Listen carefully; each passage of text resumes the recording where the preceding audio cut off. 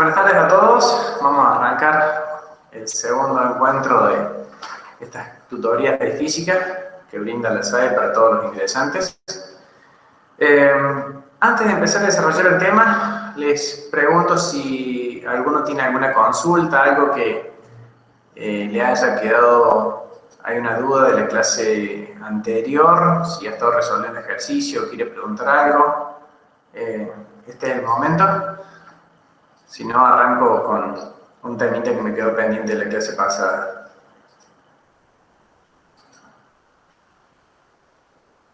¿Alguien alguna pregunta? Sí, el MRU y el MRV no pude lograr entender mucho. Bueno, a ver, MRU y MRV son dos tipos de movimientos y son los movimientos que aparecen en la mayoría de los cursos de física, ¿sí? Me faltó dar una cosita más, que es lo que voy a repasar hoy. Pero, ahí empiezo a compartir pantalla.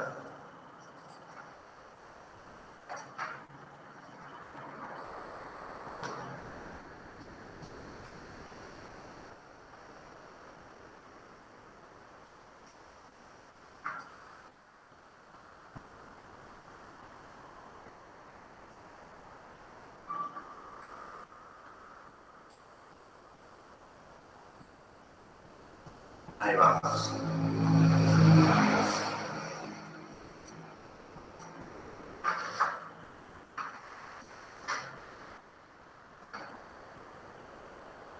Paciencia que ahora que somos muchos, la computadora...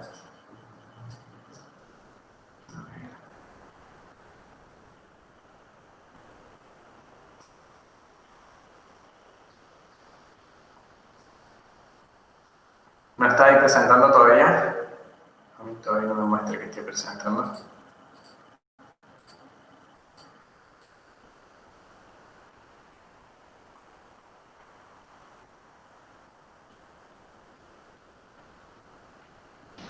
Ahora sí. Ahora sí. Ahí está. Estamos mostrando pantalla. Listo, ahí está. Perdón. Bueno. Entonces, repaso brevemente qué era MRU, MRV.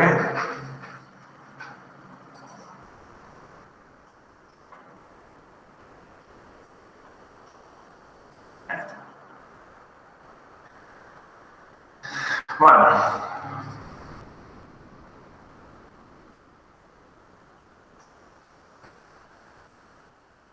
En la clase anterior yo les hablé de lo que era el MRU y el MRV y le dije que son dos tipos de movimientos que son los fundamentales, los que van a aparecer en la mayoría de los cursos del ingreso de física.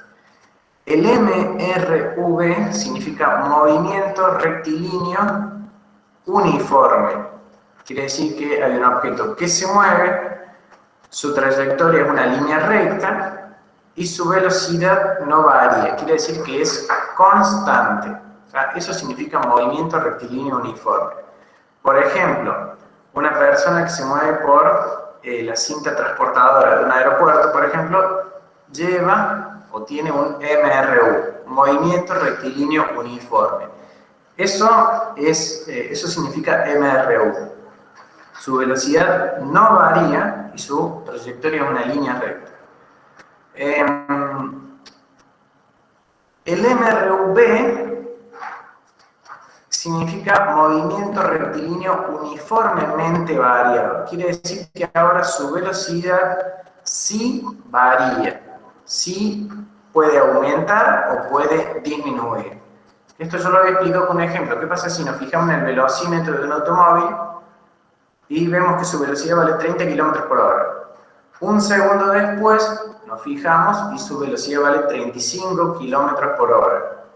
Un segundo después nos fijamos y su velocidad vale 40 km por hora. Nos volvemos a fijar otra vez y vale 45 km por hora. Ahí vemos que la variación de velocidad es uniforme. Uniforme quiere decir que es igual, ¿sí? Que no cambia.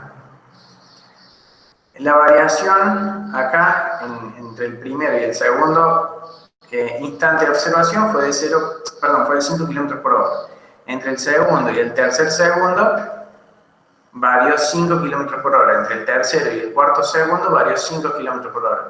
Tiene una variación constante. Está variando 5 km por hora por segundo. ¿Sí? Cuando tenemos un movimiento con esa característica, decimos que tenemos un movimiento rectilíneo uniformemente variado. Son dos tipos de movimiento que nosotros, un auto cuando va en una ruta, sí puede tener un movimiento rectilíneo uniforme. Si va todo el tiempo a velocidad constante por una ruta recta, vamos a decir que tiene un MRU. En el caso de que el auto acelere a velocidad constante, vamos a tener un MRV. Pero son movimientos que realmente son modelos que nosotros estudiamos, son los casos más sencillos, pero en la vida real lo que se dan son movimientos acelerados y la aceleración no es constante. Entonces, MRU, MRV son los dos tipos de movimientos básicos y que pueden aparecer siempre. En uno hay aceleración, en el otro no. Después de eso yo les expliqué, les hice una comparación de las ecuaciones, cuáles son las ecuaciones para un tipo de movimiento y cuáles son las ecuaciones para el otro tipo de movimiento. En el MRU la aceleración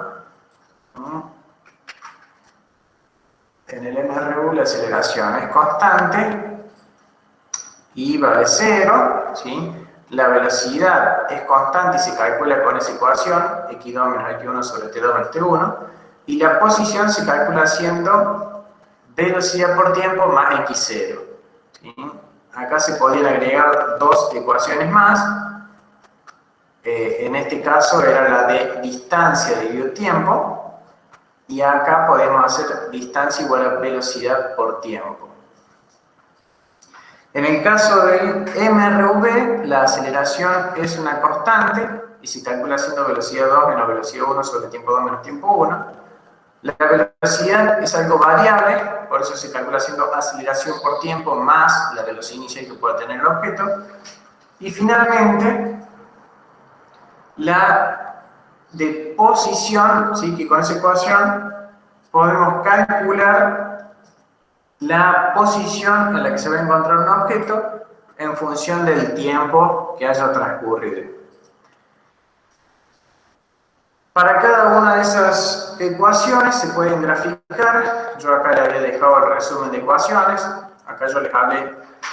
Esto es una ecuación, esto es una función lineal, así que el gráfico tiene que ser algo creciente o decreciente, como lo muestra este gráfico de acá.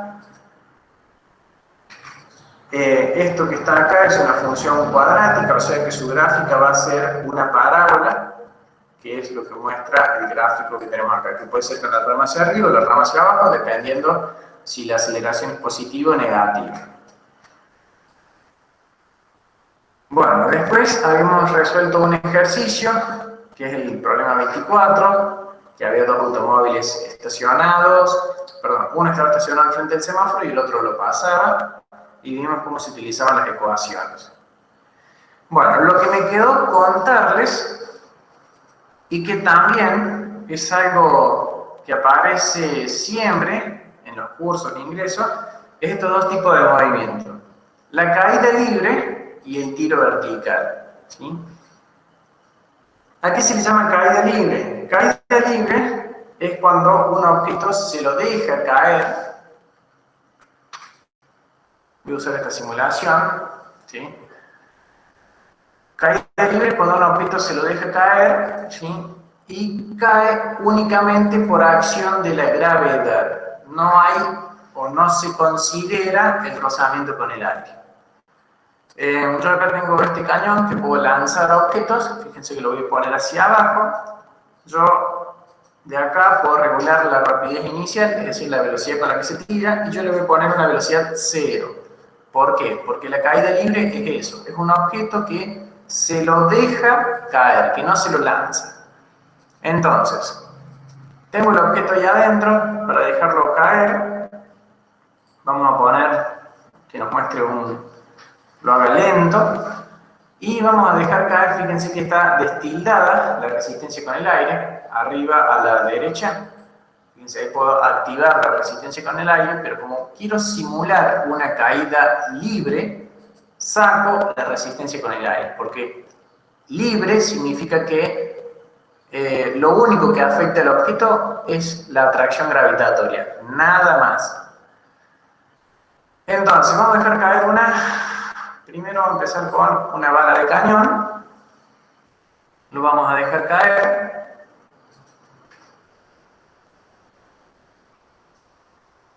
Llego a tierra. Con esto vamos a medir el tiempo que tardó. 1,75 segundos tardó en caer la bala de cañón. Vamos a borrar eso y vamos a dejar caer una calabaza.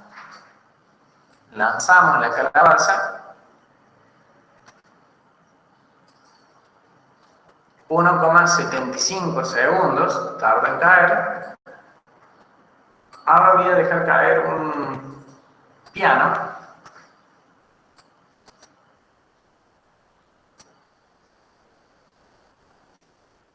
También tardó 1,75 segundos. Podría seguir lanzando cosas y todo, o sea, dejando caer objetos, y todos tardarían el mismo tiempo. ¿Por qué? Porque estamos sacando la resistencia del aire, ¿sí? Estamos hablando de una caída libre, o sea que no hay rozamiento con el aire. Voy a repetir el experimento, voy a dejar una bala de cañón, y ahora sí le vamos a poner la resistencia con el aire. Dejamos caer la bala de cañón. Tardó también 1,75 segundos. Eso es porque la bala de cañón tiene un diámetro pequeño y una masa grande, ¿sí? Entonces, sus dimensiones hacen que el rozamiento con el aire no afecte su movimiento de caída. ¿Tá? Veamos qué pasa con otro objeto. Voy a lanzar la calabaza. Dejamos caer la calabaza. 1,78 segundos. O sea, 3 centésimas más tardó que si lo hubiera dejado caer en el vacío. Bueno, acá las dimensiones de la calabaza tiene un diámetro más grande que la bala de cañón y tiene menor masa. Entonces, sus dimensiones hace que el rozamiento con el aire sí afecte el movimiento de caída. Por eso, a la mayoría de los problemas, a todos los problemas, siempre se les va a aclarar despreciando la resistencia con el aire, o les va a decir el enunciado, un objeto en caída libre. Cuando les diga en caída libre o despreciando el rozamiento con el aire, ustedes no tienen que considerar el rozamiento. Porque si ustedes consideran el rozamiento, todas las ecuaciones que ya les voy a mostrar no tienen validez. O sea, las ecuaciones tienen validez siempre y cuando las dimensiones del objeto o la caída del objeto sea en el vacío. ¿Sí? Cuando las dimensiones del objeto hagan que su movimiento no sea afectado por el rozamiento con el aire o que el objeto está cayendo en el vacío. ¿Sí? Esas son las dos opciones para considerar un objeto en caída libre. ¿Cuáles son las ecuaciones para la caída libre?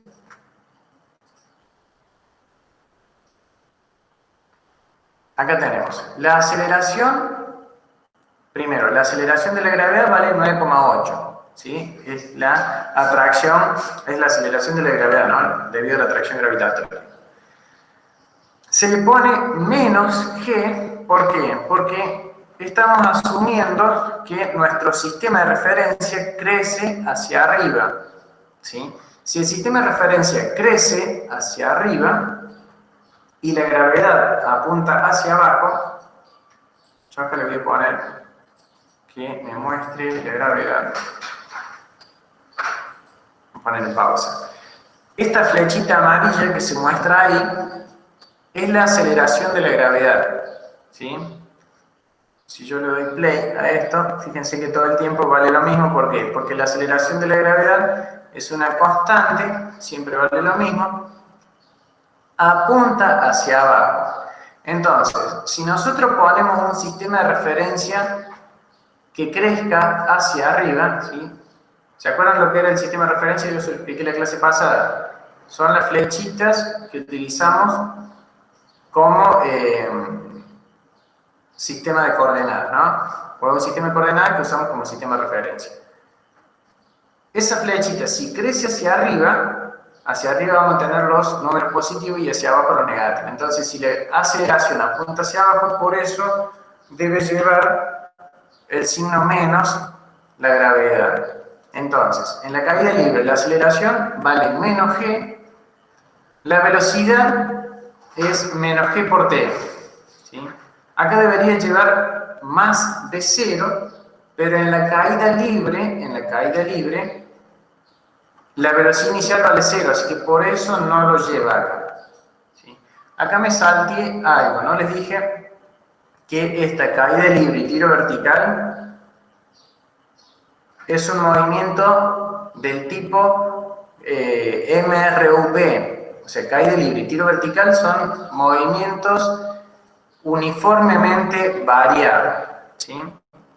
Entonces tenemos que usar las ecuaciones del MRU y aplicarle las condiciones de la caída libre y el tiro vertical. En la caída libre su velocidad inicial es 0 y la aceleración vale g. Y como el sistema de referencia lo estamos poniendo que apunta hacia arriba, la aceleración va a ser negativa. Bueno, si agarramos después la ecuación de posición y le aplicamos las condiciones, simplemente nos va a quedar que la altura en función del tiempo es igual a altura inicial menos 1/2 de la gravedad por tiempo al cuadrado. Esas son las ecuaciones para la caída libre. En otras bibliografías, a ver si lo tengo por acá, no sé si pueden verlo bien ahí, en otras bibliografías, a la caída libre, ¿sí? O para la caída libre, ponen un sistema de referencia que apunta hacia abajo. ¿Sí? Si el sistema de referencia se pone que apunte hacia abajo, la aceleración, fíjense que va a ser positiva, aceleración igual a g. La velocidad va a ser igual a g por t, y acá la altura va a ser igual medio de la gravedad por t por cuadrado. Bueno, esta más b0t, eso no debería estar. ¿Sí? Pero acá, si ponemos un sistema de referencia que apunte hacia abajo, la gravedad no lleva el signo menos. ¿Qué les recomiendo yo? Que usen siempre el sistema de referencia con el origen fijo a tierra y que crezca hacia arriba. De esa forma ustedes van a tener que recordar un solo sistema de referencia y un solo conjunto de ecuaciones. Se les voy a explicar por qué. Veamos ahora qué es un tiro vertical. Un tiro vertical es el tipo de movimiento, también en la vertical, pero en el cual ya hay una velocidad inicial. ¿Sí? Yo acá podría seguir lanzando objetos, pero ya con una velocidad inicial. Yo este cañón lo voy a poner hacia arriba. Y ahora voy a lanzar una calabaza. La calabaza primero sube y luego baja. Eso es un tiro vertical. Si yo lo tiro hacia abajo, también se le llama tiro vertical. ¿Por qué? Porque ya ahora hay una velocidad inicial. ¿Sí? Se lo está lanzando, no se lo está dejando caer. Bueno, característica de este movimiento. Acá le podríamos, a ver si tenemos para hacerle zoom. Acá, a ver.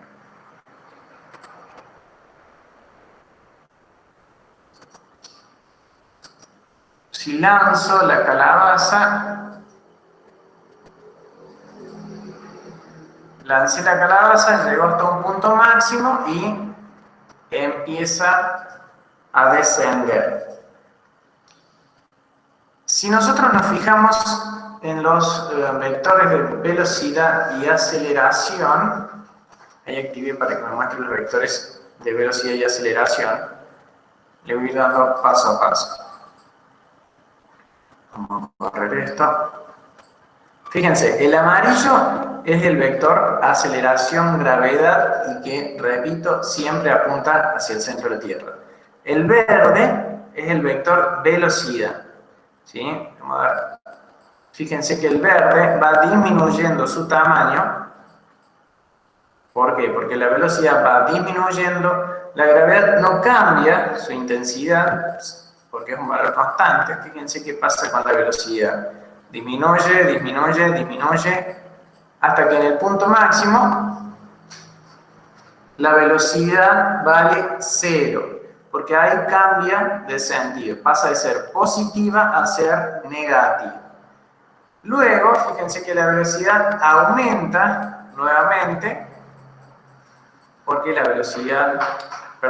aceleración actúa en el mismo sentido que la velocidad, así que hace que aumente su valor. Bueno, ese es un tipo de movimiento que se llama tiro vertical. Y las ecuaciones, de nuevo, si seguimos trabajando con un sistema de referencia fijo a tierra, la aceleración sigue siendo menos g. Ahora a la velocidad se le agrega la velocidad inicial. Que esta velocidad inicial va a ser positiva cuando el objeto se lo lanza hacia arriba y va a ser negativa cuando se lo lanza hacia abajo. La ecuación de altura, o para sacar la altura del objeto, es igual a la altura inicial más velocidad inicial por tiempo menos 1/2 de la gravedad por tiempo al cuadrado. Esa es la ecuación para calcular la altura de un objeto que es lanzado con cierta velocidad inicial. Hay otras dos ecuaciones que también son útiles, que de esta ecuación de acá, de la velocidad inicial, perdón, de esta velocidad, de ahí, y usando que en el punto máximo la velocidad final es 0, ¿sí? Si en esta ecuación yo pongo acá que b de t igual a 0, si yo acá le pusiera igual a 0, este b0 lo puedo pasar restando, este menos g que está multiplicando lo puedo pasar dividiendo y me va a quedar que el tiempo que tarda en subir es igual a la velocidad inicial dividido la gravedad. Esa ecuación es bastante útil, les va a ayudar a resolver más rápido algunos ejercicios en el que le pide, por ejemplo, cuánto tiempo tarda en subir un objeto hasta el punto máximo. Entonces, con esa ecuación pueden sacar el tiempo que tarda en subir. Tiro vertical, sí. Hay consulta, Jeremías, si puede explicar de nuevo en qué varía el valor de la velocidad inicial en la ecuación de velocidad. ¿En qué varía la velocidad inicial? En el tiro vertical, la velocidad inicial es algo fijo, va a ser dato de problema. Esa velocidad inicial, si es lanzado el objeto hacia arriba, en este problema que yo ahora tengo ahí en pantalla, si yo tuviera que meterle la velocidad inicial a esa ecuación, yo le tendría que poner como más 10 metros sobre segundo. ¿Por qué? Porque yo lo estoy lanzando hacia arriba, ¿sí? Tendría que ponerle más 10 metros sobre segundo porque lo estoy lanzando hacia arriba. ¿Qué pasa si yo ahora a ese objeto lo tiro hacia abajo?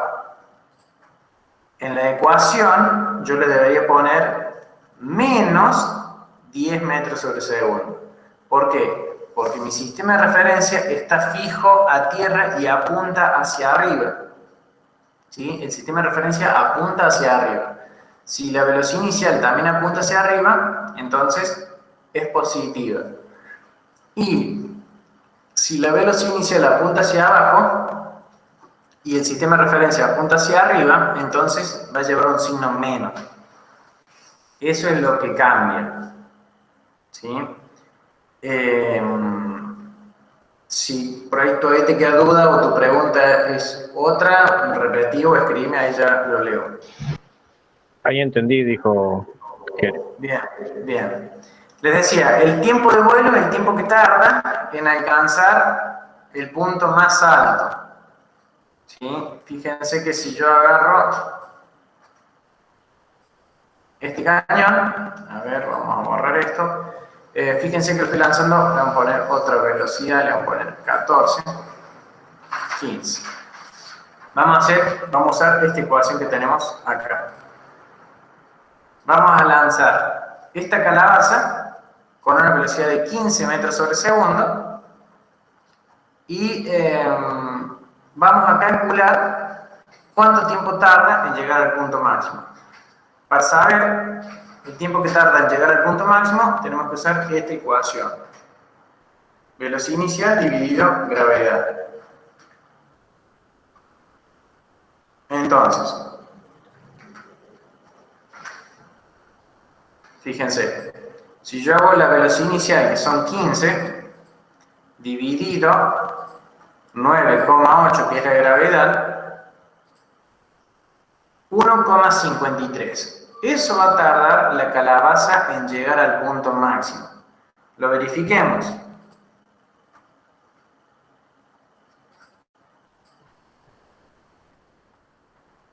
Por ahí está bien. Vamos al puntito verde. Y dice que tardó, bien. Vamos a repetir porque estaba activada la resistencia con el aire. Vamos a desactivar la resistencia con el aire. Lanzamos de nuevo la calabaza.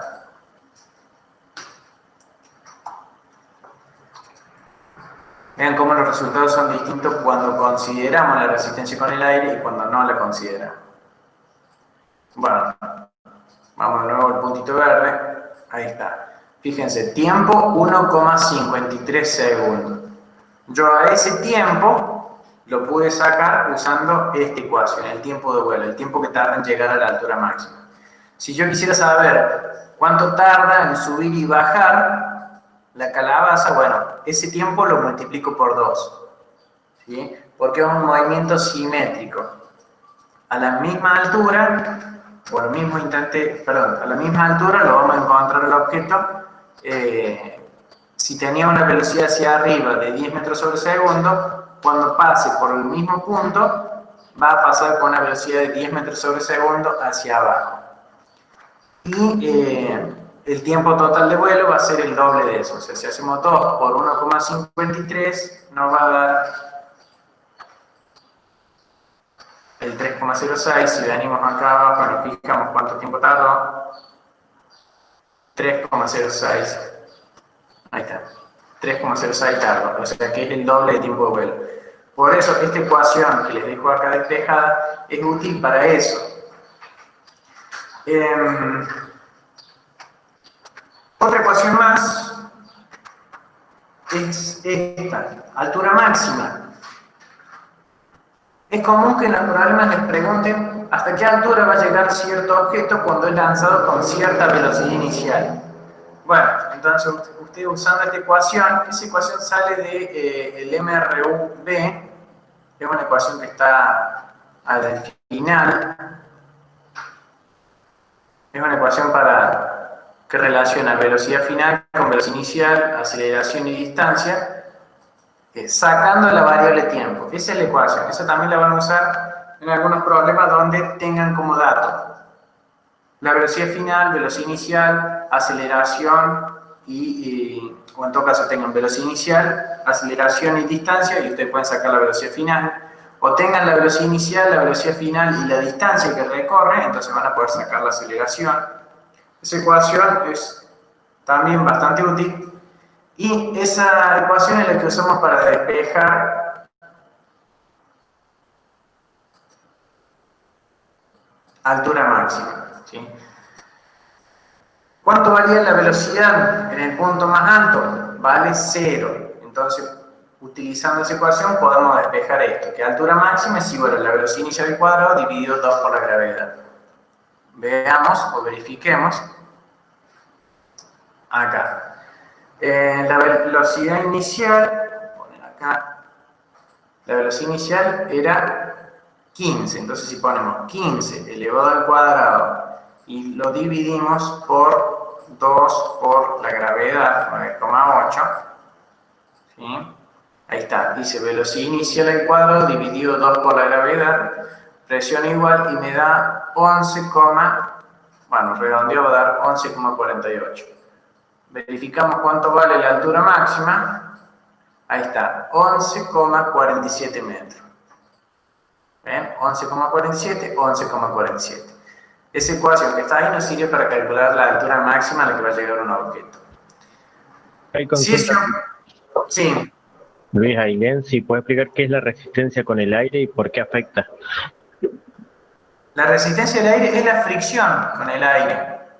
Ahí está, reinicio esto.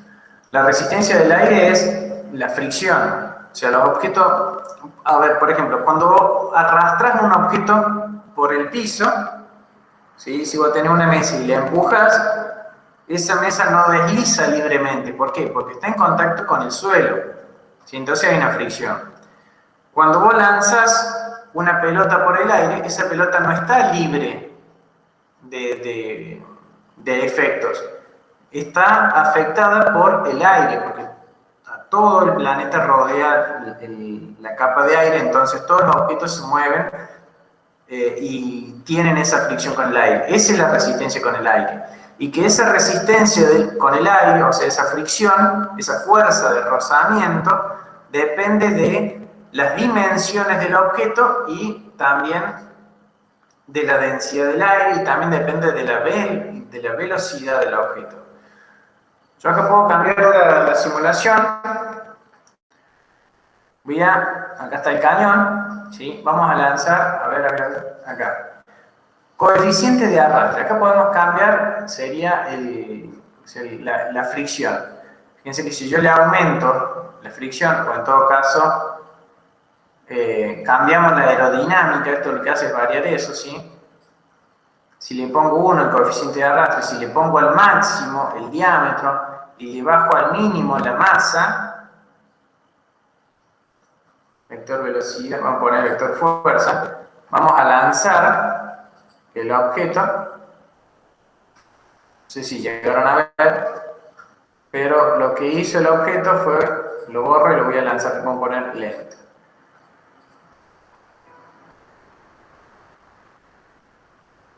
Ahí cayó el objeto. ¿Qué pasa si yo ahora a ese objeto le mejoro la aerodinámica?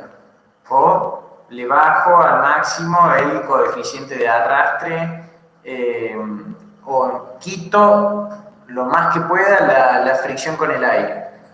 Lo lanzo y el resultado es otro.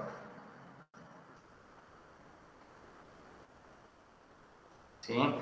Entonces, que el objeto haya caído acá o que haya hecho todo este recorrido es por el rozamiento con el aire, ¿sí? Por eso los autos tienen cierta forma, los aviones tienen cierta forma. ¿Para qué? Para disminuir, los camiones, los colectivos tienen cierta aerodinámica para disminuir el rozamiento con el aire. A ver, vamos a lanzar de nuevo.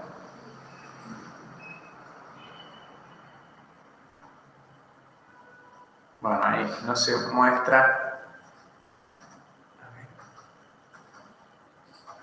No se logra ver bien ahí, pero hay una flechita que representa la fricción con el aire, ¿sí? Eso es la resistencia del aire, es la fuerza de rozamiento.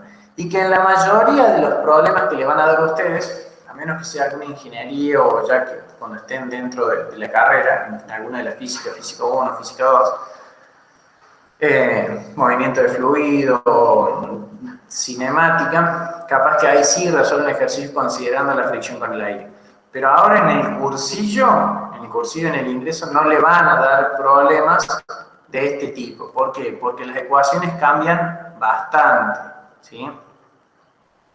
Así que por eso no se preocupen. Por eso en los problemas que hemos resuelto nosotros, siempre sacamos la resistencia con el aire. ¿Por qué? Porque sacando la resistencia con el aire se nos simplifica todo.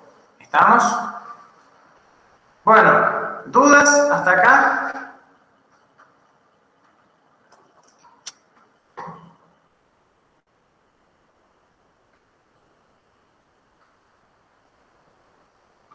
ver.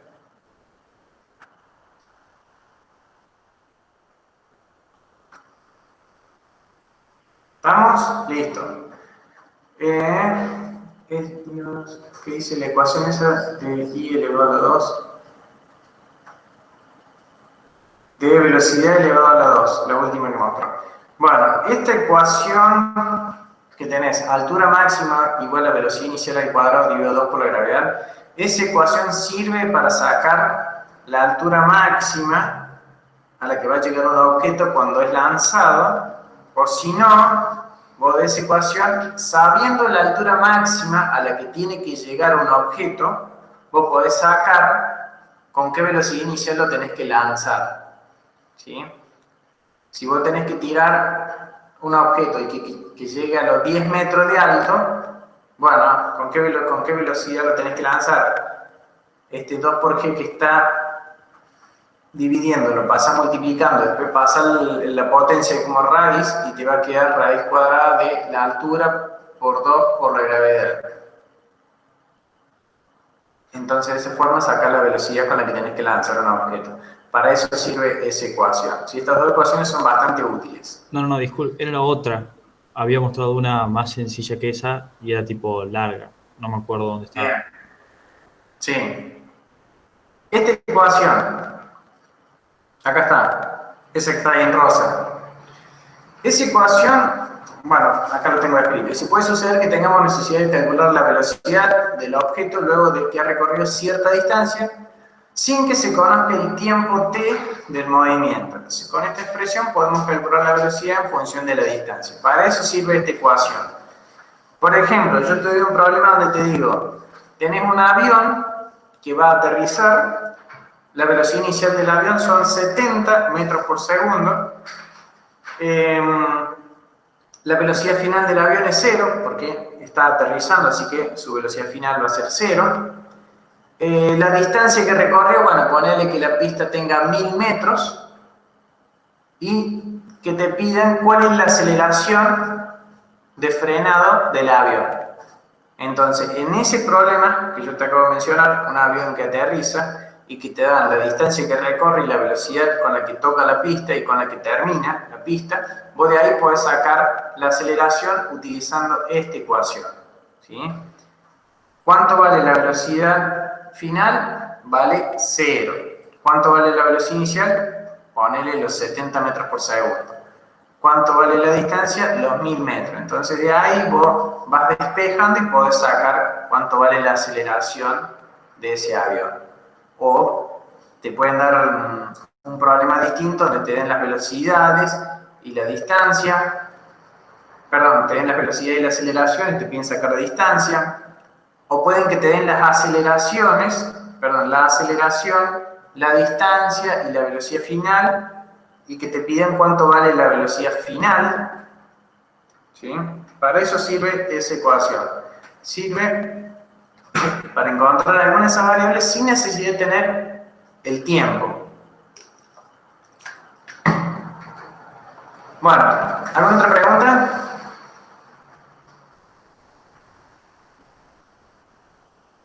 Bueno, ahora, si no tienen más preguntas de esto, de cinemática, quisiera pasar a otro tema que también fue bastante pedido o sea, cuando se hizo la encuesta, que es el tema de fuerzas. ¿Sí? Esto, de nuevo, este PDF creo que ya se lo pasó Ricardo. Así que si ustedes resuelven algún ejercicio y tienen alguna duda de cómo se resuelve, o de nuevo, si ustedes están estudiando de la punta de la facu y tienen dudas de algún problema de cómo se resuelve y quieren proponerlo para que yo lo resuelva acá, son libres de activar ahí, o sea, compartirlo, que lo podamos ver todo y lo voy resolviendo. ¿Estamos?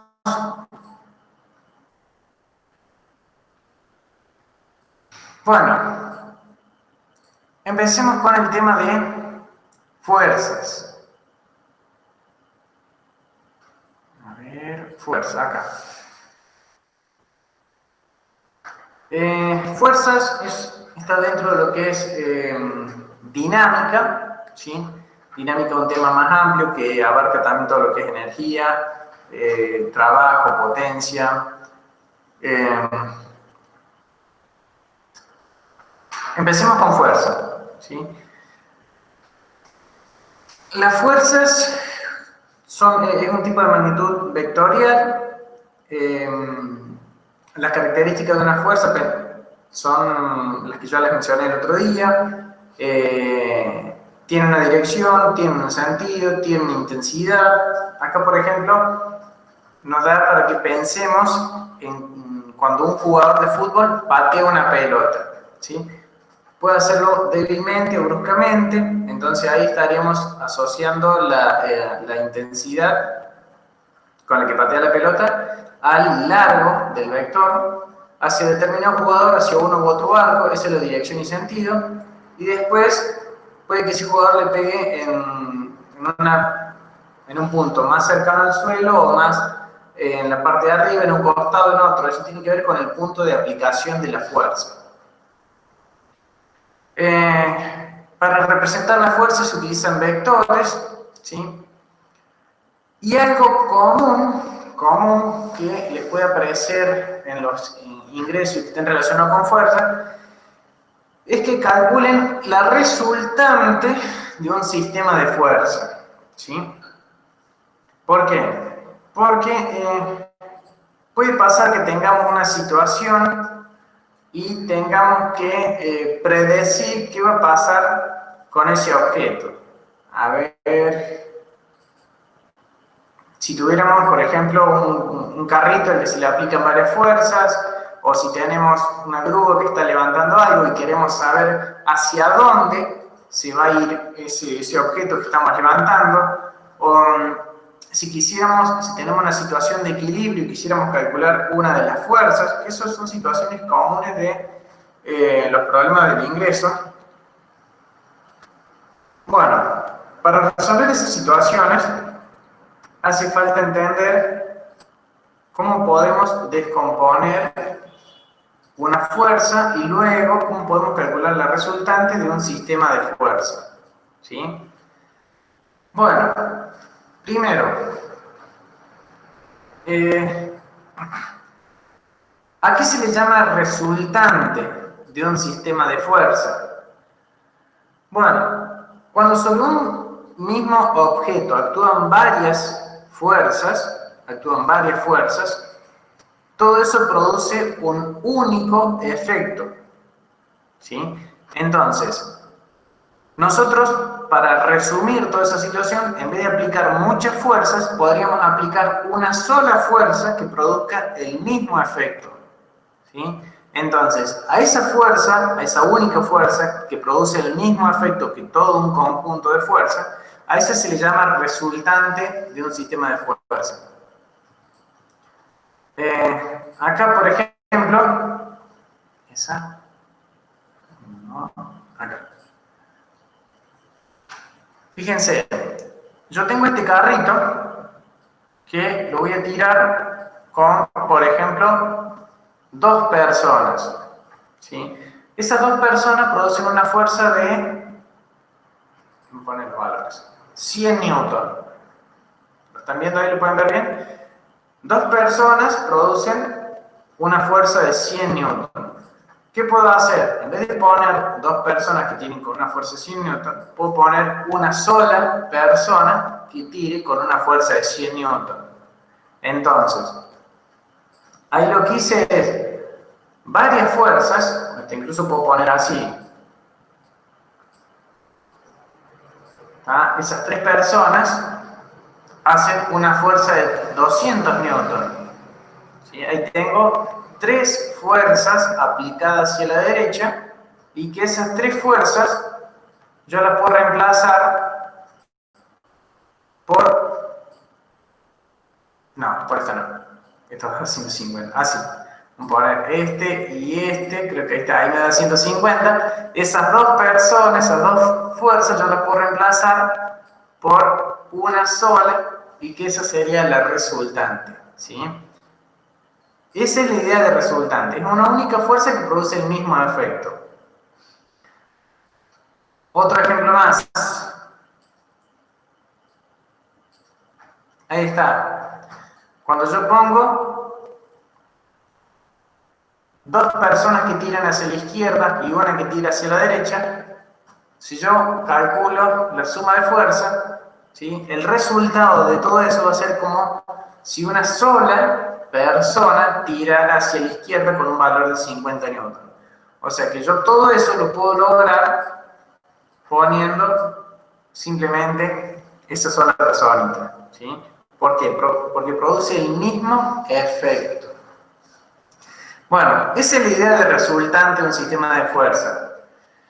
En casos más complejos, vamos a tener fuerzas en distintas direcciones, ¿sí? Gráficamente las resultantes se pueden calcular de dos formas. Una sería el método del paralelogramo, que consiste en construir un paralelogramo y luego trazar la diagonal, ¿sí? Vamos a ver.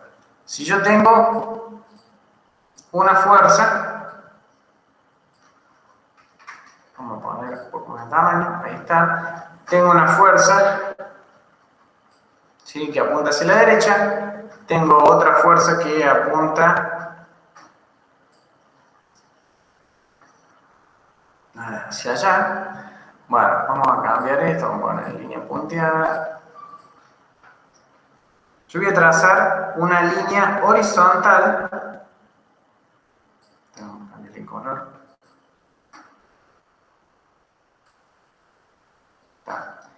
Trazo una paralela al vector horizontal y pase por el extremo del otro vector, ¿sí? Ahora, voy a trazar una paralela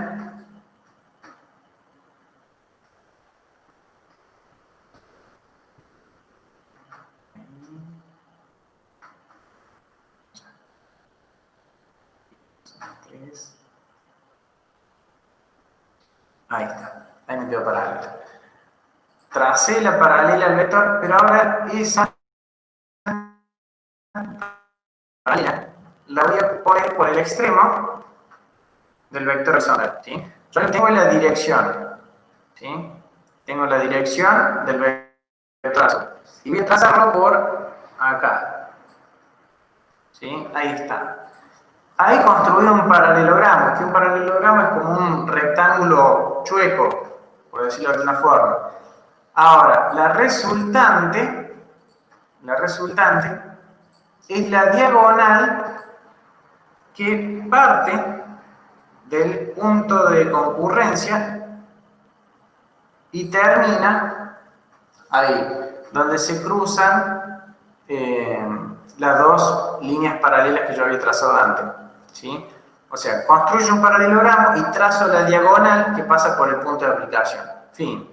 Esa línea verde, esa es la resultante de ese sistema de fuerza. Esto se llama método del paralelogramo y es práctico y preciso cuando solamente tenemos dos fuerzas, ¿sí? Adición de vectores. Fíjense acá. Ven, yo muevo el vector y automáticamente va trazando un paralelogramo y dibujando la diagonal.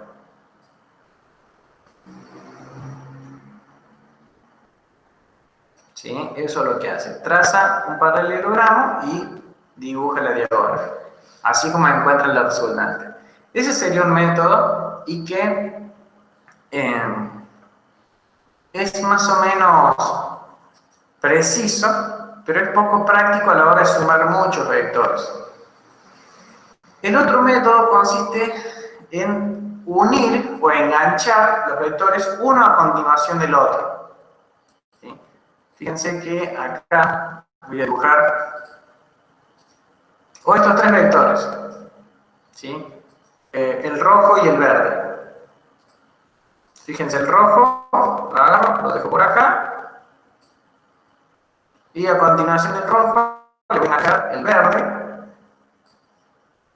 Y desde el punto de donde empieza el rojo hasta donde termina el azul, eso que está ahí, eso es la resultante. Si tuviera más vectores, fíjense que si yo quisiera sumar estos 3 vectores, puedo empezar haciendo así. Ahí con el azul. A continuación del azul voy a enganchar el rojo. Y a continuación del rojo voy a enganchar el verde. ¿Sí? Y ahora la resultante la voy a encontrar uniendo el origen de todo eso con el final de esos vectores. Y ahí encontraré la resultante. Fíjense que este método parece ser un poco más práctico a la hora de sumar muchos vectores. Lo voy a hacer acá también. Tengo el vector A, ese vector B, fíjense que lo engancho desde el extremo de A. Ahí está. Vector A, vector B y la suma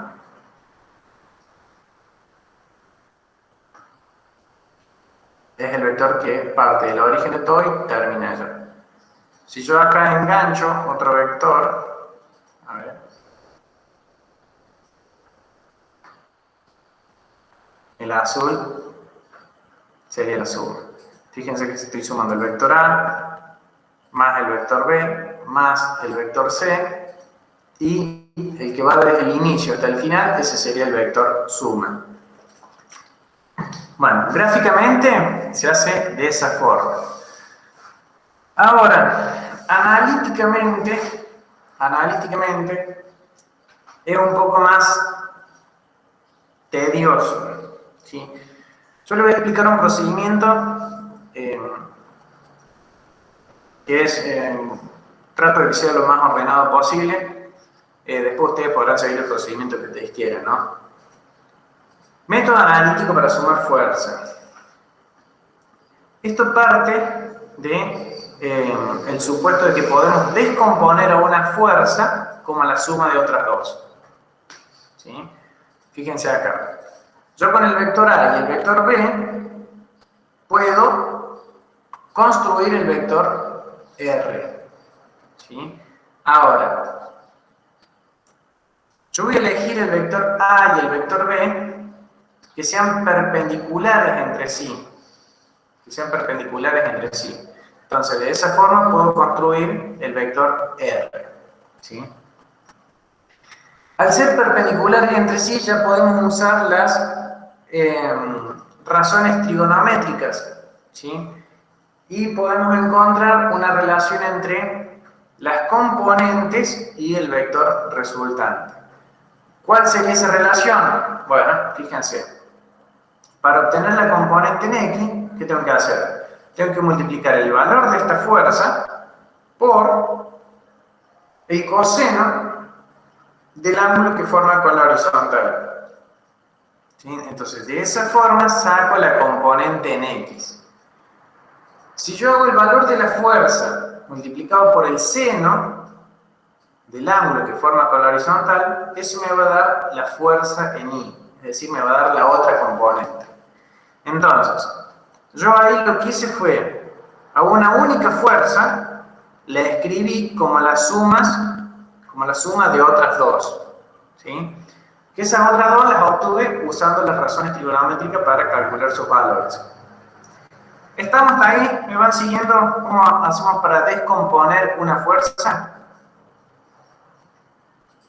Les repito, esto... ¿Dónde está la...? No estoy en reunión.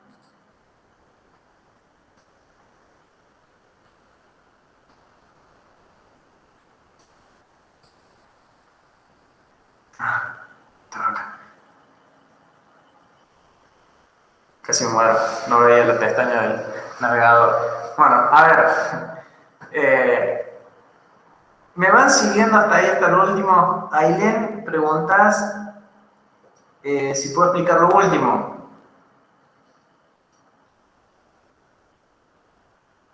Lo de descomposición de fuerza.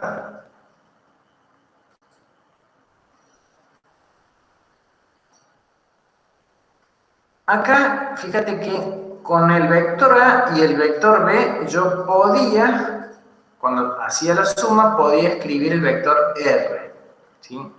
A partir de dos vectores puedo generar uno, que es la suma, ¿sí? Para hacer esta descomposición uso ese razonamiento, pero yo a un vector lo escribo como la suma de otros dos. Acá, ¿qué hacía? De dos vectores, yo obtenía uno solo, ¿sí? Acá estoy haciendo al revés. A un vector lo estoy escribiendo como la suma de otros dos, ¿sí? Esos otros dos vectores los calculo haciendo esta cuenta. Para obtener la componente vertical uso fuerza por seno de ángulo y para obtener la componente vertical uso fuerza por coseno de ángulo. ¿Estamos hasta ahí?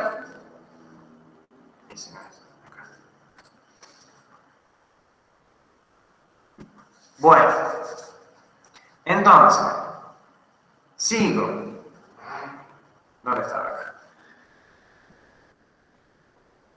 Ya una vez que sabemos cómo a un solo vector lo podemos descomponer en la suma de otros dos, y usando las razones trigonométricas, entonces ahora veamos qué pasa cuando tenemos una situación un poco más compleja. ¿Dónde está?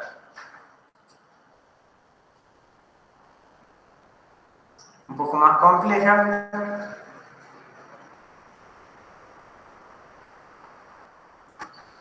Ahí está. ¿Sí? Por ejemplo, queremos sumar los vectores F1 y F2. ¿Sí? Ese caso no es tan fácil. ¿Por qué decimos que no es tan fácil? Porque entre F1 y F2 no forman un ángulo de 90 grados. A ver, antes de pasar a la parte complicada.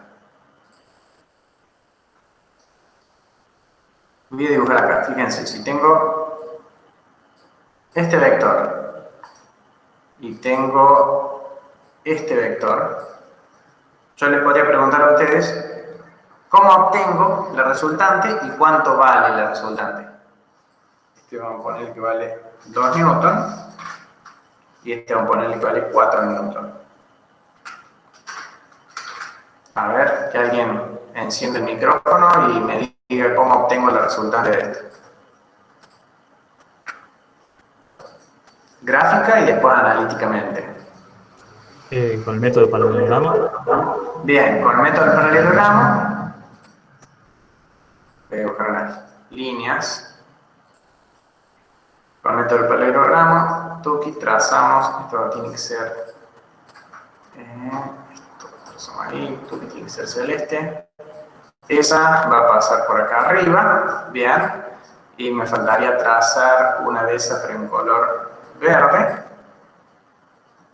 Tuki, la agarramos. Ahí está. Bien, ya tengo el paralelogramo, ahora ¿qué me falta hacer? La resultante. ¿Cómo hago la resultante? Es una diagonal. Es la diagonal. ¿De dónde empieza? ¿De acá arriba hasta acá abajo? No. ¿No? Era al revés, de acá abajo hasta allá arriba. No, empieza Del donde punto inicio. se Desde unen, el punto. donde comienzan los dos puntos. Bien, Sí. va de acá hasta acá. Ahí estaría la resultante. Bien. Bien. Ahora, pregunto, ¿cuánto vale esa resultante? 6 newton. ¿Cómo? 6 newton. 6 newton. ¿Alguien da más? ¿Alguien da menos? La respuesta no es 6 newton, porque no son colineales. Si fueran colineales, ¿sí? Es decir, que las dos apuntaran en el mismo sentido, si yo tuviera esa fuerza ahí y después tuviera otra fuerza más acá, ¿sí? Ahí serían colineales. Si esta vale 2 y esta vale 4, sí, la resultante valdría 6 newton. ¿Está? Ese es el caso sencillo, pero no es lo que tenemos acá. ¿Cómo saco el valor de ese resultante? Y ahí no sé lo del ángulo y lo del coseno, ¿o no? Acá no hace falta, algo más sencillo. ¿Cómo sacamos el valor de esa diagonal, de esa hipotenusa?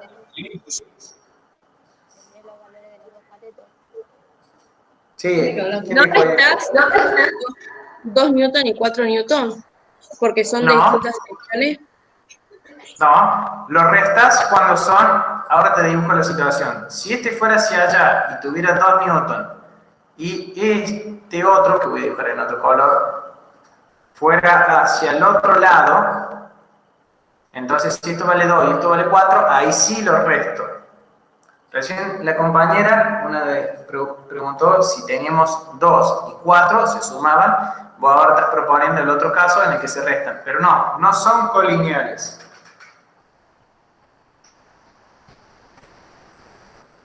A ver. ¿Cómo Teorema de saco? Pitágoras. Bien, bien. El resto, ¿se da cuenta? ¿Lo ven? Tengo este cateto que vale 4 newton, este cateto que vale 2 newton, entonces esta resultante es fácil sacarla con el teorema de Pitágoras, ¿sí? Entonces, lo que voy a hacer es poner resultante es igual a, bueno, ya voy a dibujar la raíz cuadrada, vamos a poner directamente así, al cuadrado. La resultante al cuadrado es igual a 2 newton al cuadrado más 4 newton al cuadrado. ¿Sí? Ahí está. 2 al cuadrado son 4 newton cuadrado más 4 al cuadrado son 16 newton cuadrado.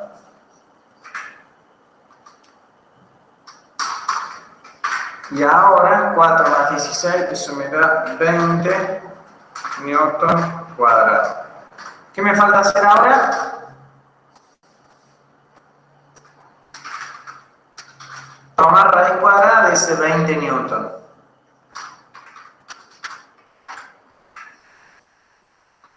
Aquí dibujamos una raíz cuadrada.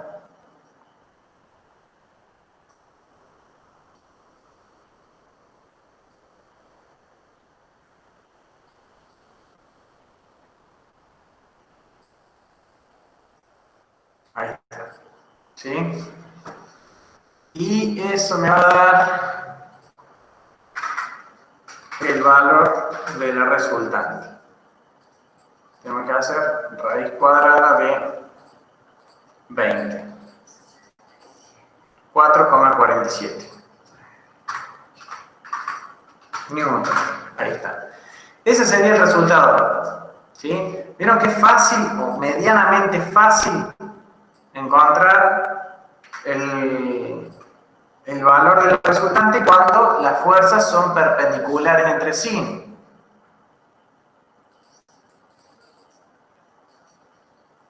Yo les podría dibujar ahora esa misma situación. A ver, esto que está acá. Entonces, por acá. Vamos a dibujar otra flechita.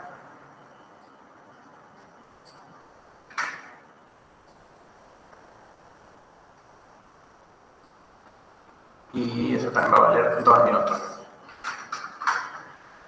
Pregunta. ¿Cómo saco la resultante?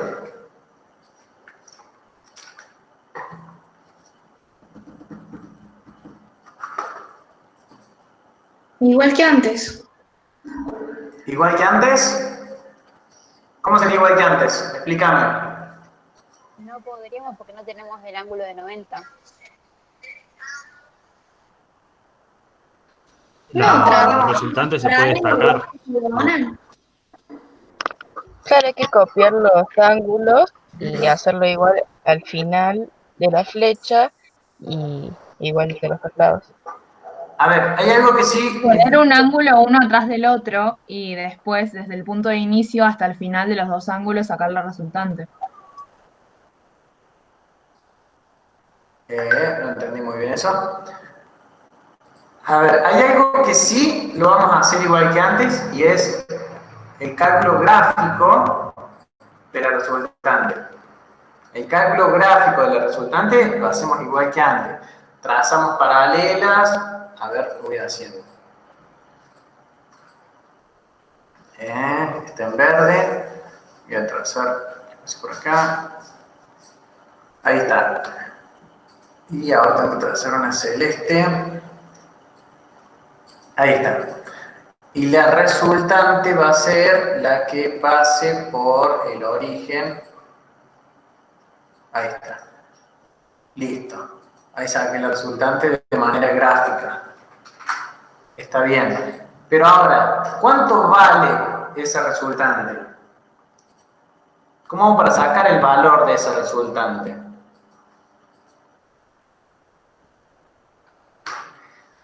Una de ustedes, que por ahí lo dijo, ¿puedo aplicar el teorema de Pitágoras? No. No. No, no se puede. No se puede aplicar. ¿Y por qué no se puede aplicar el teorema de Pitágoras? Porque no hay un ángulo de 90. Very good. Exactamente. No hay un ángulo de 90 grados ahí, por eso no se puede aplicar el teorema de Pitágoras. Cuando es un caso así, ¿sí? Cuando es un caso como el que estamos viendo en pantalla, no se puede aplicar el teorema de Pitágoras, pero sí podemos calcular el valor de la resultante usando el teorema del coseno.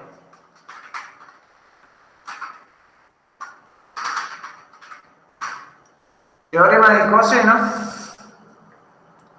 nos dice que, a ver, yo acá debería dibujar un poquito más. Vamos a sacar esto, vamos a poner en color negro y acá. Ahí está. Ahí está. Y eso va a ser alfa. ¿Sí?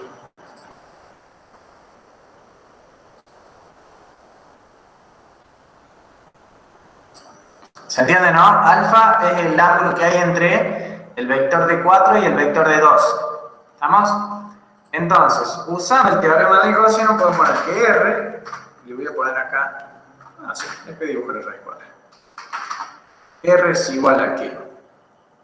A al cuadrado más B al cuadrado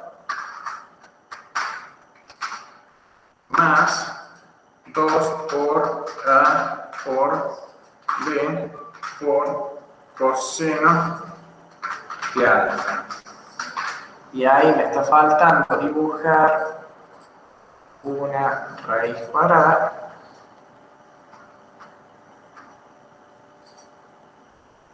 Profe, yo tengo una pregunta. Sí. ¿A qué correspondería, o sea, cuál lado correspondería a A y cuál lado correspondería a B? A uno de los vectores. Eso, fíjate que están elevados al cuadrado y es una suma. El orden de los sumandos no afecta el resultado. Así que podés poner acá 2 al cuadrado o 4 al cuadrado y seguirías obteniendo el mismo resultado. Ah, ok. Y esperen que falta la raíz cuadrada, que está en construcción. Bueno, ahí va.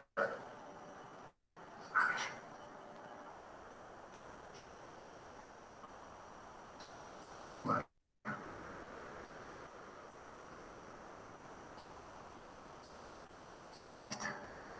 Acá, casi llega así.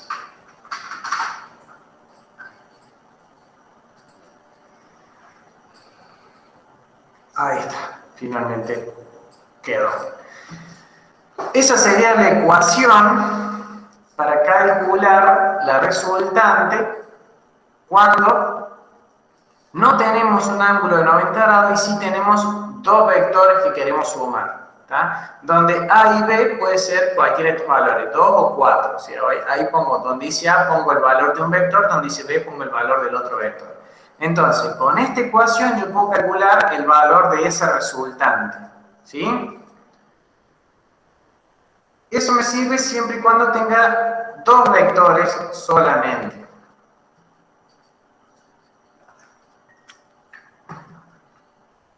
¿Estamos hasta ahí?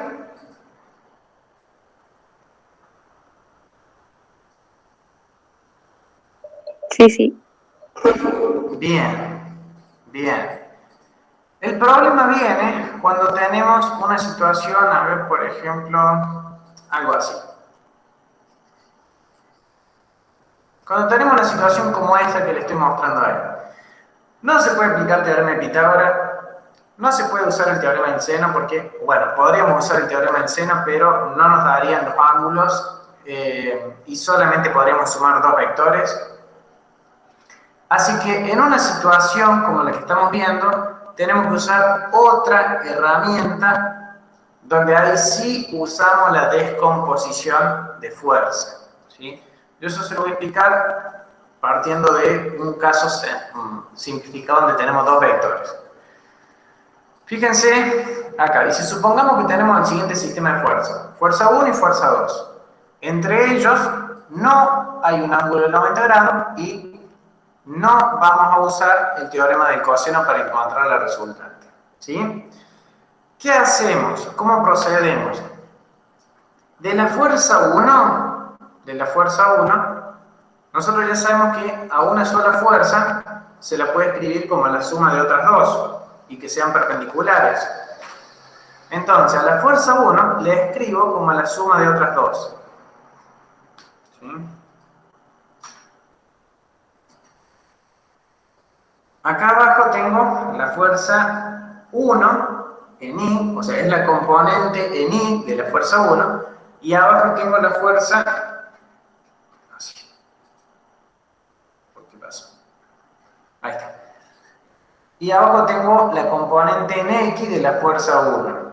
¿Sí? Lo mismo hago con la fuerza 2. Obtengo su componente en X y obtengo su componente en Y. Entonces, ahora puedo aplicar algo que mencionaron hace un rato, creo que dos de ustedes dijeron que podía sumarlo y en otro caso podía restarlo. Bueno, fíjense entre la fuerza 1I y la fuerza 2I que están en el mismo sentido y en la misma dirección. Entonces, ¿qué voy a hacer con esas dos fuerzas? ¿Las voy a sumar o las voy a restar? Restar. Si están en el mismo sentido y en la misma dirección. Se suman. Sumar. Se suman. Y con la fuerza que están en la dirección X, ¿qué voy a hacer con la fuerza 2X y la fuerza 1X? Ahí sí se restan porque están opuestas. Ahí sí se restan. Bien. Entonces, cuando yo sume las componentes en Y, me va a quedar así. ¿Ven? La fuerza 1 en I más la fuerza 2 en I sumada me van a quedar como esta resultante en I. ¿Está? Y a la fuerza 2X, cuando le reste la fuerza 1X, me va a quedar ese pedacito de fuerza, que se llama resultante en X. Entonces, fíjense que ahí, después de haber hecho esa operatoria, acá, a este sistema que tengo RI y RX, yo a ese le puedo aplicar el teorema de Pitágoras. Ahí sí, porque está el ángulo de 90. Ahí sí se puede aplicar el teorema de Pitágoras, entonces ya podría sacar el valor de la resultante. Entonces, veamos de nuevo. Sigo sin entender cómo insiste al principio para hacer las dos fuerzas. O sea, cómo las separaste. No entendí. Acá. ¿Te quedó claro lo de recién, lo de antes, cuando expliqué que la suma de dos fuerzas Forman la resultante. forman una sola? Bien. Ahora, a una sola fuerza, fíjate esta fuerza verde, a la F, yo la puedo escribir como la suma de otras dos, Fx y Fi. ¿Sí? Ya después vemos cómo se obtiene Fx y Fi, pero nosotros esto lo podemos hacer. Podemos ir de izquierda a derecha, eso sería la descomposición. Si voy de izquierda a derecha, eso sería la descomposición. porque yo a una fuerza la escribo como la suma de otros dos.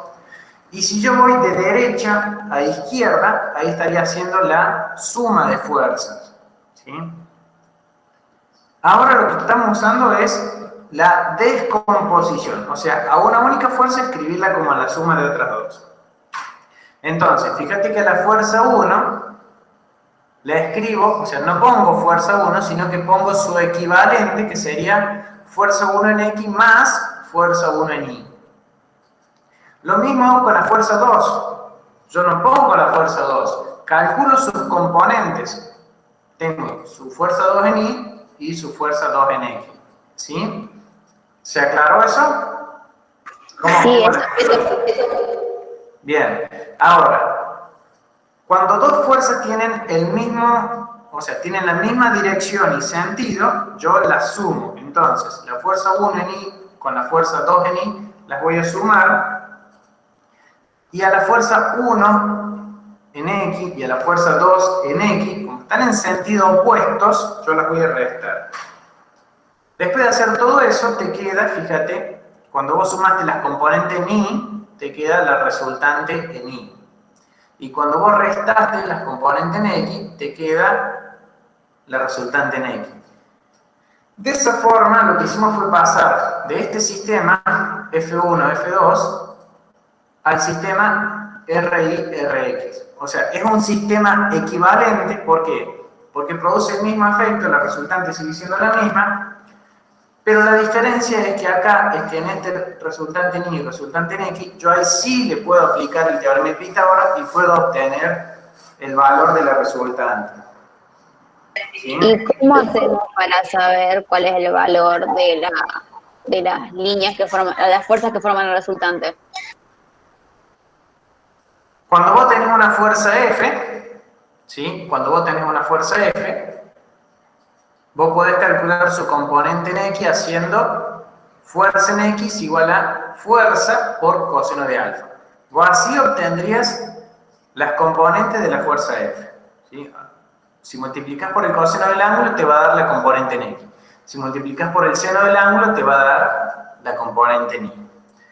Ahora, lo que les propongo, quizás les quedan todavía dudas, pero lo que les propongo es que resolvamos un ejercicio para que veamos cómo se va construyendo todo.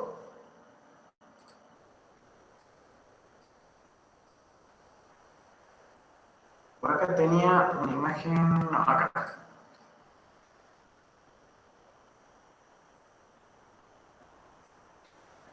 Vamos, ahí lo busco la imagen. Esta vamos a ver. Eso lo vamos a dejar ahí. Tuki, te voy a poner acá. Listo. Bueno, ahí tenemos el barquito que es remolcado por una fuerza A con una intensidad de 40 newton, está aplicada a 45 grados sobre la vertical y también actúa una fuerza B que tiene un valor de 30 newton y que está aplicada a una dirección de 30 grados bajo el eje X, ¿sí? ¿Cómo obtenemos la resultante de eso? Bueno, tenemos que hacer la descomposición de cada una de las fuerzas, ¿sí? Porque nuevo, ¿qué nos decía acá el procedimiento? Que primero agarramos a cada una de las fuerzas, obtengamos su componente en X y su componente en Y. ¿Estamos hasta ahí? ¿Eso se entiende? De cada una de las fuerzas hay que obtener su componente en X y su componente en Y. Algo que les va a servir para ordenar los cálculos es que trabajen haciendo como un cuadrito, ¿sí? En la primera columna van a ir todas las componentes en X y en la segunda columna van a ir todas las componentes en Y. Acá vamos a poner la fuerza A, acá vamos a poner la fuerza B y acá abajo nos va a dar la resultante, ¿sí? Bueno,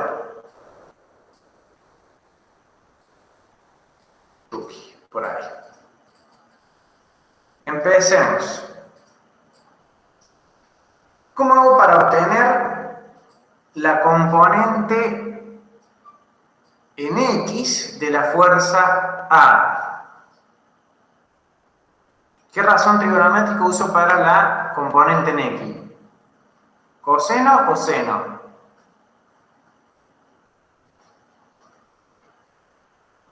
Coseno. Bien, para obtener la componente en X, uso el coseno y uso el valor del ángulo que forma la fuerza con el eje X. Entonces, yo ahí voy a tener que hacer el valor de la fuerza, es decir, 40 newton, multiplicado por el coseno de 45 grados. Si hacemos esa cuenta en la calculadora,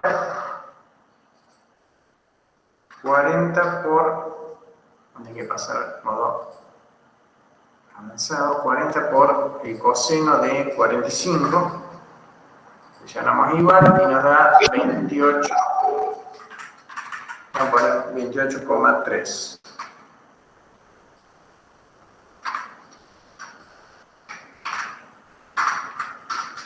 Newton. Eso por un lado. ¿Cómo obtengo la componente en I de la fuerza A?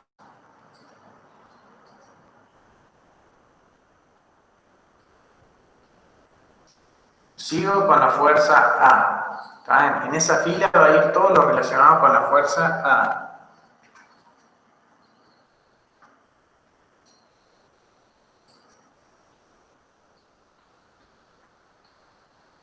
Se lo multiplica por el seno. Bien, bien. Para obtener la componente en I, se multiplica por el seno, ¿sí? Entonces, eso que está ahí, lo voy a copiar, lo voy a pegar porque es exactamente lo mismo. Pero, cambiándole a cambio de coseno, le voy a poner seno.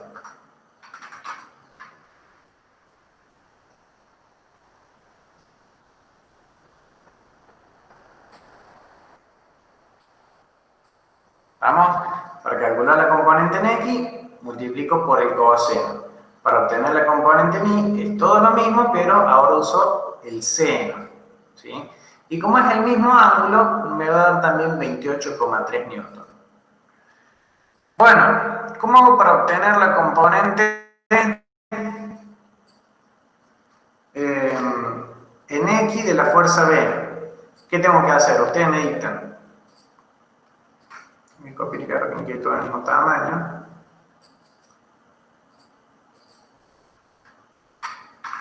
¿Qué tengo que poner? Ustedes me dictan. 30 newton 30 newton, ¿sí? por el coseno de 37. Por el coseno de 37. 37 grados. Bueno, ahí, ojo cómo se miden los ángulos, ¿sí? Ojo cómo se miden los ángulos. Hay una convención de signos, ¿sí? Y de sentidos. Cuando los ángulos se miden en sentido antihorarios, el ángulo es positivo. Y si el ángulo se mide en sentido horario, el ángulo es negativo. A ver si yo acá puedo mostrárselo a eso. Vamos a poner esto. Ahí está. Poner valor. No sé si ahí lo pueden ver, pero yo cuando abro este ángulo, fíjense que me dice 130, 120, o siempre me da valores positivos, pero si yo lo hago hacia el otro lado, no sé si llegan a ver, pero ahí me dice que es negativo el ángulo. ¿Se entiende? Si yo lo voy a medir desde el lado de arriba, el ángulo es positivo, pero si yo lo mido en sentido horario, el ángulo es negativo. Eso tengan cuidado porque les puede cambiar las cuentas, puede cambiarle el signo. Entonces, fíjense ahí, 37 grados hay desde el eje horizontal y hacia abajo. Entonces yo acá en la ecuación, ¿qué tengo que poner? Menos 37 grados. Sería menos 37 grados. Bien. Bien. Ahora si hacemos esa cuenta, tengo que hacer... 29,20. Ahí la verifico. 30 por coseno de menos 37. ¿Cuánto dijiste? ¿Está bien ahí? Sí. 23,95, 23,9. Listo.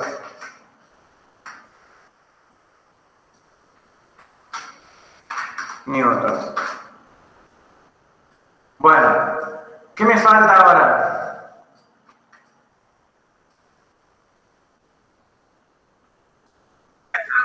Hacer lo mismo, Hacer pero lo con el mismo, pero seno. con seno. Hacer lo mismo, sí, pero con la componente... Claro.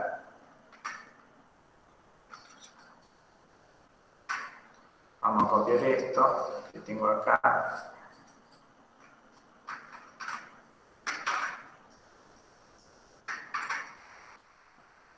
No, si no es esto, control C. Ahí está. Y acá lo único que tenemos que cambiar es que en vez de coseno lleva seno. ¿Sí? Y hacemos el mismo cálculo. No sé si alguien tiene ahí, quien me hizo la cuenta recién, por seno de menos 37. Menos 18,05. Listo. Menos 18 le vamos a dejar. Estamos redondeando la décima. Bien. Ahí ya tenemos todas las componentes en X. Todas las componentes en Y. ¿Qué faltaría ahora? La resultante. Hay que obtener la resultante. ¿Y cómo sacamos la resultante? Una vez que teníamos todas las componentes en X, tenemos todas las componentes en Y, ¿qué se hace? ¿Cómo obtengo la resultante en X? La suma. Hay que sumarlas. ¿Sí? Fíjense que si sumamos 28,3 más 23,9, 28,3 más 23,9, 52,2 Newton. Ese es el valor de la resultante en X. Por otro lado, voy a sacar el valor de la resultante en Y. Y acá lo que tengo que hacer, ojo con esa suma, porque Ahí hay que restarla. ahí hay que restar la 28,3 menos 18. Y eso me da 10,3 Newton. Ahí está. Ya tengo la componente en X y la resultante, tengo la componente en Y y la resultante, así que lo único que me falta hacer es... ¿Qué hago ahora una vez que tengo la componente en X y la componente en Y? ¿Grafico? Los elevados a la 2. ¿La qué? ¿Graficar? No, no hace falta graficar, ya eso. La parte de gráfico es lo que menos le van a pedir a ustedes. Igual a 52, como 2 elevado a la 2, más 10,3 elevado a la 2.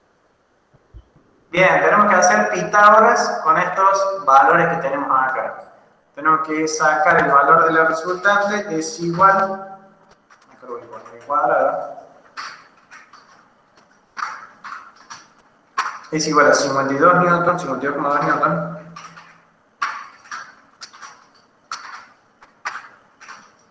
más 10,3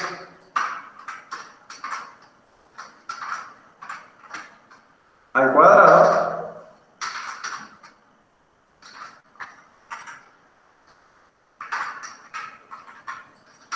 que eso, ¿cuánto da todo eso? 52, al cuadrado. Voy a hacer toda la cuenta de una más 10,3 al cuadrado igual a 2830,93 al cuadrado. Y ahora eso, si le tomamos raíz cuadrada, nos queda que la resultante es igual a raíz cuadrada de todo esto, 53,2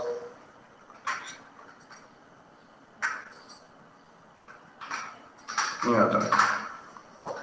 Ahí está. Ahí obtendríamos el valor de la resultante utilizando la descomposición de fuerzas.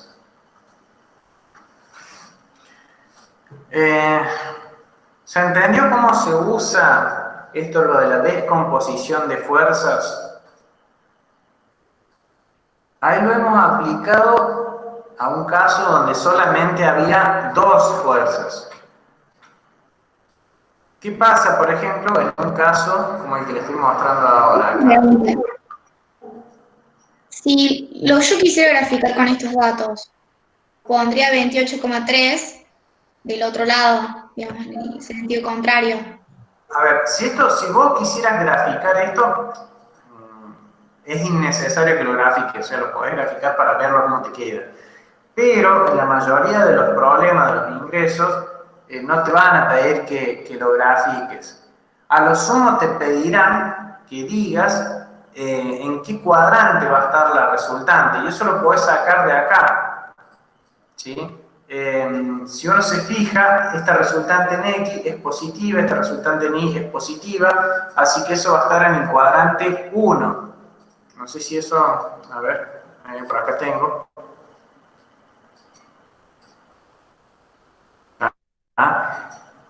El que está arriba a la derecha es el cuadrante 1, arriba a la izquierda es el cuadrante 2, abajo a la izquierda es el cuadrante 3 y abajo a la derecha es el cuadrante 4. Pero eso fíjense que lo puedo, a ver, creo que lo puedo simular acá. Era 45 grados, ¿y cuánto valía la fuerza? Creo que tenemos el laboratorio.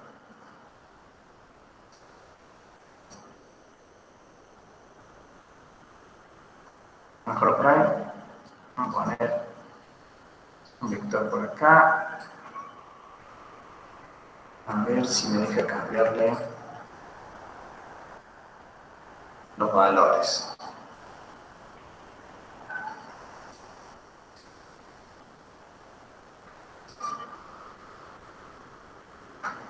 Capaz que no me deje cambiar los valores, pero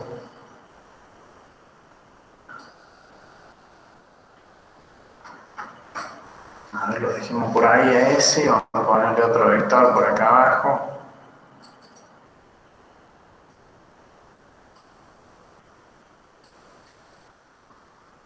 El otro vector estaba a 37 grados así. Más o menos así era la situación, y si yo calculo la resultante, ahí esa resultante cae en el cuadrante 1, que es más o menos la situación que tendríamos en este problema, en el caso del barquito. Cuando uno hace la suma, gráficamente debería caer en el cuadrante 1. ¿Sí? ¿Y qué es lo que dice acá fíjense, si esto es positivo y esto es positivo, la resultante tiene que estar en el cuadrante 1. Si la resultante en Y fuera negativa, debería estar en el cuadrante 4. O sea, algo así. La componente en Y, a ver si puedo ver los componentes. No, se hace mucho lío. Eso a lo sumo lo que le pueden pedir, en qué cuadrante cae la resultante, pero eso lo van a sacar ustedes de estos datos, de ver dónde está la resultante en X y dónde está la resultante en Y. Les decía, En una situación como esta, donde tenemos tres fuerzas, ¿qué va a cambiar? ¿Cómo lo voy a resolver?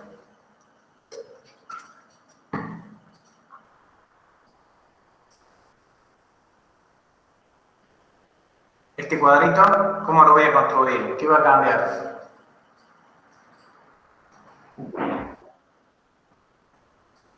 ¿Le agregas la otra fuerza? O Le sea, agregamos una tenés que fuerza sacar más. los datos.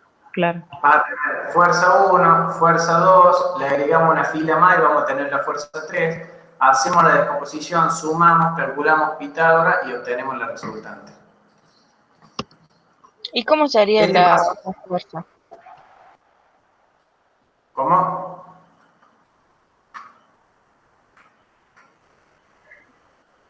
¿Cómo se haría? ¿Con qué fórmula? No te entiendo lo último que me decís. ¿Con qué fórmula? O sea, una es con coseno, la otra es... Ah, claro, sería igual, no dije nada. Sería igual. Lo único que haces es le agregamos una fila más donde vas a poner la fuerza 3. O sea, pones fuerza 1, fuerza 2, fuerza 3, le agrego una fila más y listo. Ese sería el procedimiento para encontrar la resultante de un sistema de fuerza. ¿Sí? Bueno, ¿cómo estamos hasta ahí? ¿Se entendió cómo este procedimiento para sacar la resultante? Sí, se entendió. Bien. Bueno, ustedes ya con esto han visto lo que sería lo básico de cálculo de resultante. Si ustedes suman, por ejemplo, todo lo que está en X, suman todo lo que está en Y, y acá el resultante en X les da 0, el resultante en Y les da 0, significa que el sistema está en equilibrio, ¿sí? Cuando la resultante de un sistema de fuerza da 0, quiere decir que el sistema está en equilibrio, ¿sí? Ustedes ya con ese dato y este procedimiento podrían sacar, por ejemplo, cuánto debe valer cierta fuerza para que el sistema quede en equilibrio, ¿sí?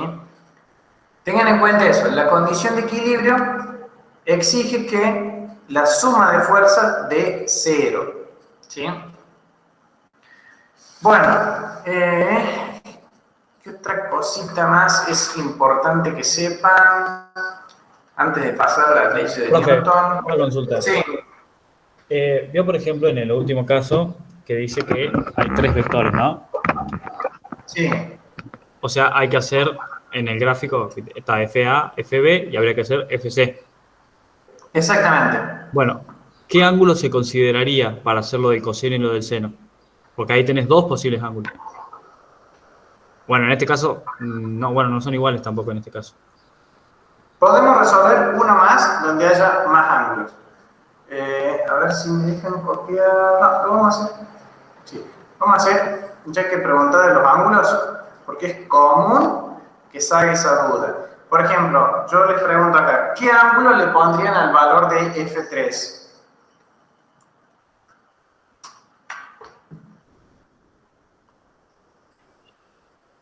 ¿Qué ángulo le pondrían?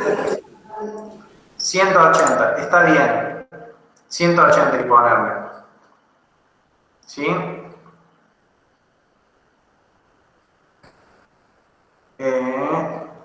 Si no. 180 es el ángulo que le corresponde a la fuerza 3. Voy a agregarle acá la fuerza 3. Tendré que copiar y pegar.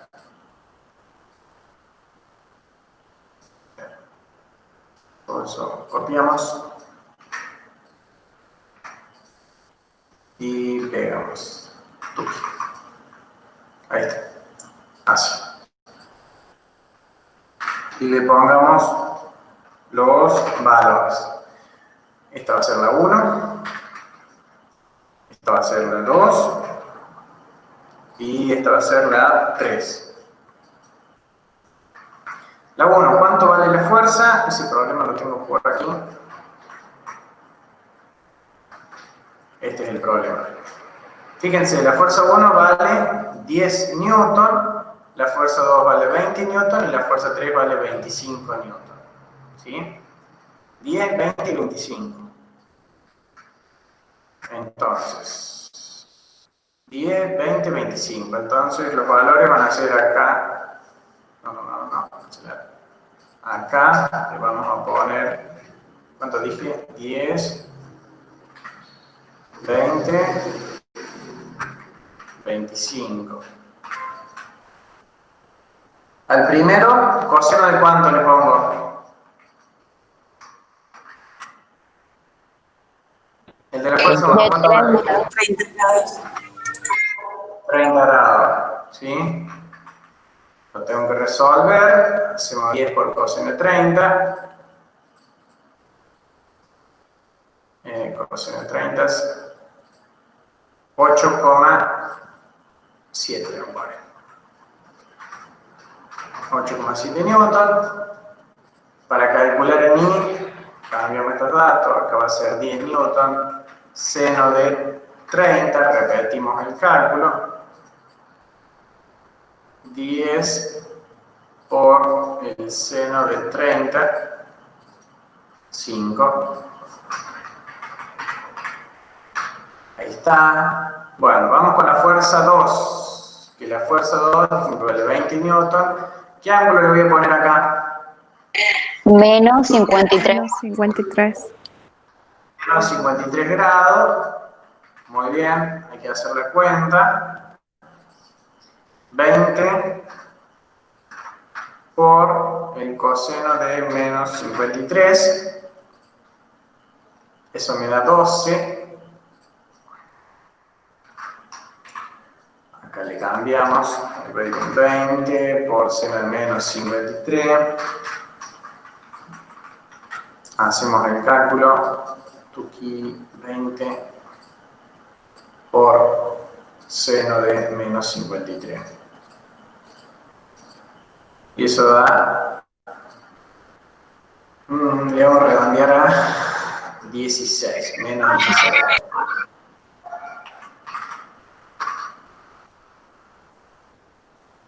Bueno, y vamos con la F3, que dijimos que ¿cuánto vale el ángulo? 180. 180, así que acá vamos a ponerle coseno de 180. Y si hacemos eso en la calculadora, nos va a dar 25 por el coseno de 180 menos 25. Ahora, acá tenemos que repetir el cálculo poniendo 25 por seno de 180. Hacemos el cálculo. 25 por seno de 180, presionamos igual y me da 0. Hay que hacer toda la suma. 8,7 más 12 más nada, es menos. ¿Cómo podemos hacer? Menos 25. Presionamos igual, me da menos 4,3. Me falta el menos. Tenemos que hacer la suma en I, que sería 5 más nada, el menos 16, más 0, igual a menos 11. Ese es el resultado en I. Bien, así habría sacado la resultante en I. Ahora tengo que cambiar acá sería menos 4,3. Y acá sería menos 11. ¿En qué cuadrante está la resultante? Si Rx es negativo y Ry es negativo. 3. En el cuadrante 3. Muy bien. Hay que hacer 4,3 al cuadrado más 11 al cuadrado. 139,49.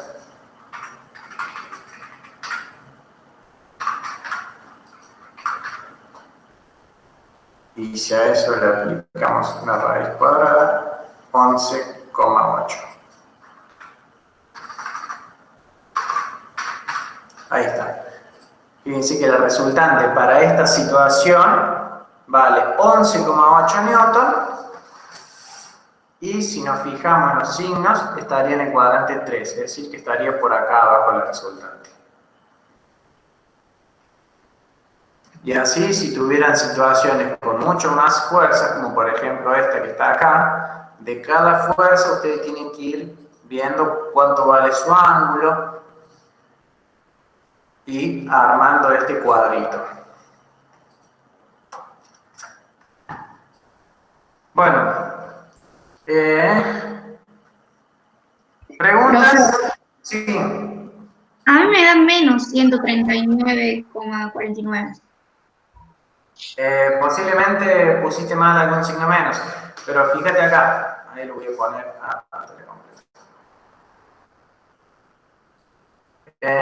cuando haces la operación, este menos 4,3 va elevado al cuadrado, así que te va a dar positivo el resultado. Y este menos 11 también va al cuadrado, así que el resultado también te tiene que dar positivo. Cuando vos lo sumas, te va a dar también un número positivo para que le puedas aplicar la raíz cuadrada. Fíjate yo acá cómo lo escribí con paréntesis. Escribirlo así, pone menos 4,3 al cuadrado más, abrir paréntesis, menos 11, cerrar paréntesis, al cuadrado. Y así te va a dar. Ya me dio. Bueno, profe, ¿preguntas? Sí. Disculpe que vuelva a preguntar yo. En este caso, digo que si vamos desde el eje X hasta el vector, va a dar 180 o menos 180, ¿no es cierto? O sea, los dos números son iguales. Pero en el caso de que la línea estuviese, por ejemplo, a 181 de un lado y a menos 179 del otro, ¿cuál de los dos ángulos se utilizaría? El que vos quieras. Podés Es lo mismo.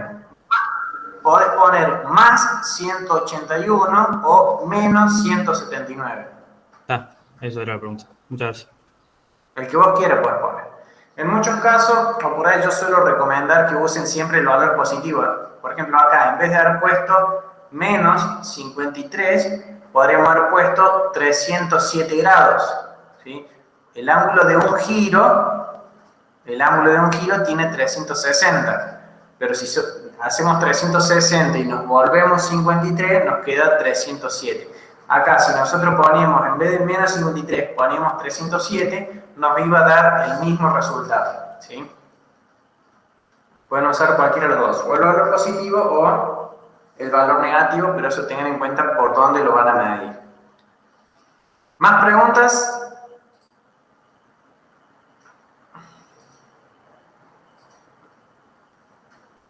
¿Por qué F3 de 180? Porque es un ángulo de... a ver, ¿dónde está la imagen? Acá. Los ángulos siempre se miden tomando como referencia el semieje X positivo. Fíjate acá en este sistema de referencia que tengo. ¿Sí? Toma como referencia, cuando yo pongo un vector, siempre toma como referencia el semieje X positivo. Fíjate de dónde lo está midiendo. Lo está midiendo desde el eje X positivo. Por eso, si vos tenés un vector así, que apunta hacia la izquierda, el ángulo vale 180. También podrías medirlo por abajo y decir que vale menos 180, pero estarías diciendo lo mismo. Siempre que tengas un vector apuntando hacia la izquierda, el ángulo respecto del semieje X positivo vale 180 grados. Y si tuvieras un ángulo apuntando hacia la derecha, si tuvieras un vector apuntando hacia la derecha, el ángulo vale 0 grados. Si tuviera un ángulo apuntando hacia arriba, bueno, el ángulo vale 90 grados. Y si apunta hacia abajo, le pueden poner menos 90 o si no, 270. 270 es la otra sería yendo por el lado positivo. ¿Más preguntas? Bueno, martes que viene voy a arrancar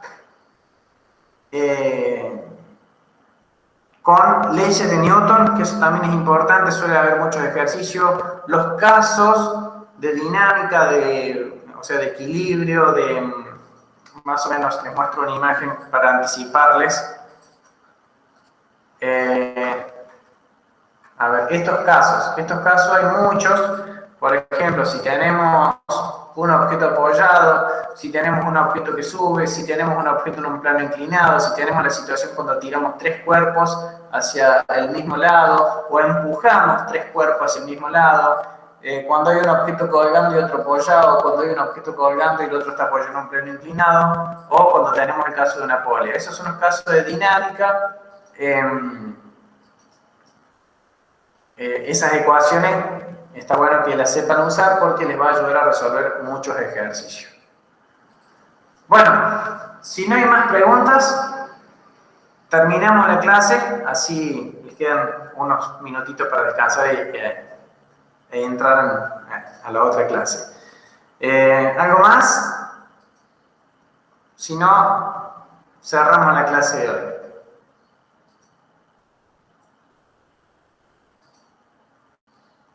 Listo, dejo de presentar pantalla, Ricardo.